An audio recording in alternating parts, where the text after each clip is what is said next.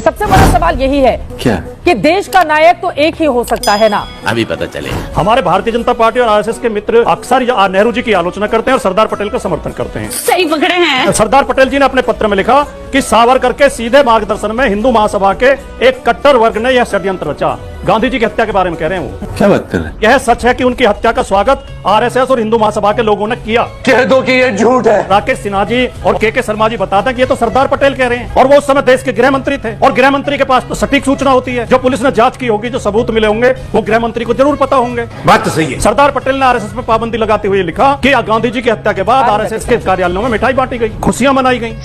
तो इतिहास हमें यह भी बताता है कि आजादी की लड़ाई से आरएसएस और महासभा दूर थे। नहीं माँ, ये सच नहीं है। 1942 के भारत छोड़ो आंदोलन का सावरकर जी विरोध कर रहे थे। Oh shit! अंग्रेजों की फौज में भर्ती होने का समर्थन कर रहे थे। नो! तिरंगे झंडे का सावरकर जी ने विरोध किया था। बाप रे, ये तो धोती खोल रहा है। भारत के संविधान का गोलवल